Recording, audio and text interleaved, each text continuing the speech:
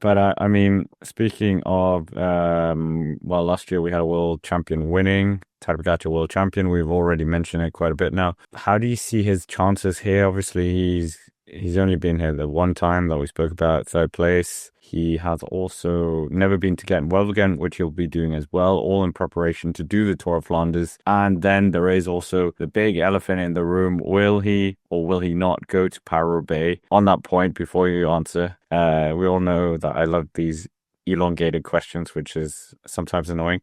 But friend of the channel, Ewan Wilson, actually sent me something before we started recording, is that Pogacar has apparently said that I did a recon for Paris-Roubaix. Must say that it got my attention. I think in the near future, there's a big chance that I'm on the start line of Paris-Roubaix. I cannot say whether this year or next year, but there is a chance. So let's see. And let's be a little bit surprised. I really like the race. I thought it was going to be too hard for me, but when I did the recon, I thought maybe I can do it. If I am in a good shape, maybe I can try.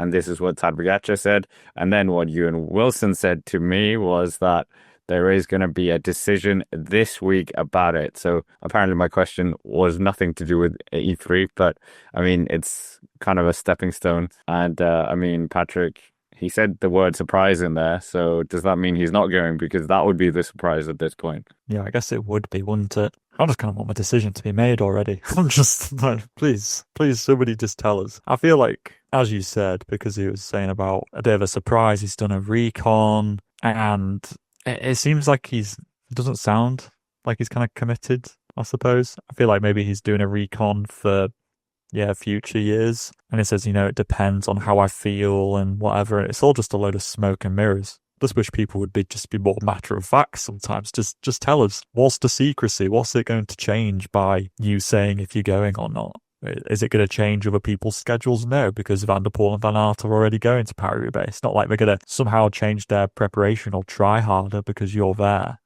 But the race is going to be how it's going to be. So I'm not sure if he'll go or not. Part of me thinks that he won't. He's already got a very busy schedule because Van der Poel isn't doing Gent-Wevelgem, whereas Poggy is. I just feel like Pogacar's generally just had a bit of a busier year than Van der Poel has. And yeah, 2 race days.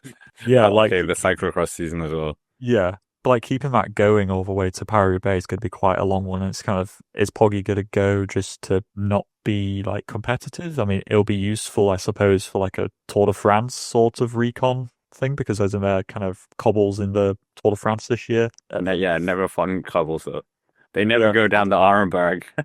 I don't think he will go. Yeah, I think you're right. And I don't, well, you can all kind of think about that as well. Gent-Wevelgem, E3 and Gent-Wevelgem does not really help you for Paris-Roubaix because there are no climbs in Paris-Roubaix. So obviously those tour races are more thinking about the Tour of Flanders. So I think it's all for that. And obviously he's also thinking about the Ardennes Classics as well, which, is he still down for that? Yeah, exactly. So, and it is the thing that is always talked about as well with Paris-Roubaix. There is a reason we haven't seen a Tour de France winner there for, well, okay, Bradley Wiggins and Geraint Thomas maybe, but like they didn't do it when they were the defending champions. Or maybe Bradley Wiggins did. Was he there in 2013? But that aside, he wasn't targeting the GC in that season. The danger of crashing, anything can happen on those cobbles. They are absolutely savage. Anyways, we might as well, this isn't a Paris-Roubaix or a Tadej Pogacar preview.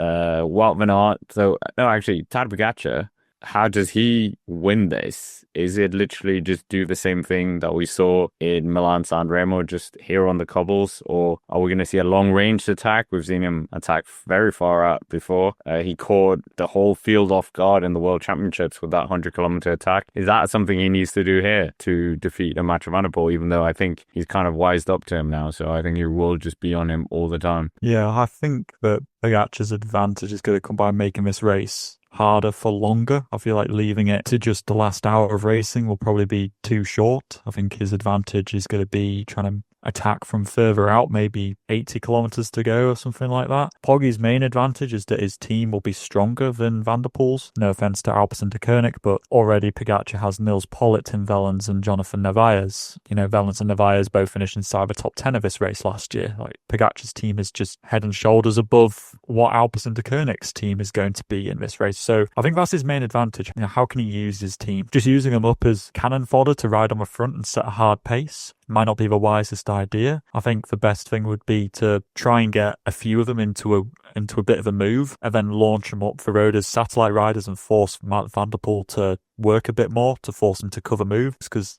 to try and get him isolated. Because I think a mano-on-mano battle between Van der Poel and Pogacar will inevitably lead to Van der Poel still managing to hang on and just beating him in a sprint. So I think that Poggy's main advantage comes from utilising his team. Yeah, I can't add anything to that because I think that is a very, very good analysis there. I mean, Pogacar's side, we've talked about him quite a lot now. We'll see what he can do. But I'm putting Wout van Aert here in the favourites. He has a brilliant record, two-time winner. Terrible season by his standards. Best result is a second place in the Volta Algarve time trial. We mentioned him going to the altitude camp, but he is a phenomenally good cobblestone rider when he's on form. And yeah, the last 3 years he's been on the podium. So do you think it's going to be this year as well? He is rightfully a favourite for this race. Like you say, his results haven't quite been there this year, but I think the timing of his altitude camp is very telling as to what his main goals are. Because, say, Jorgensen, he did his before Paris-Nice because he wanted to be good for kind of that part. So Wout van Aert wants to do really well for Flanders and Roubaix, which is why he's taken his altitude camp between Kuurne-Brussel-Kuurne and E3 here. So I think that Wout's results so far this year haven't been that great, but that doesn't mean that he's going to do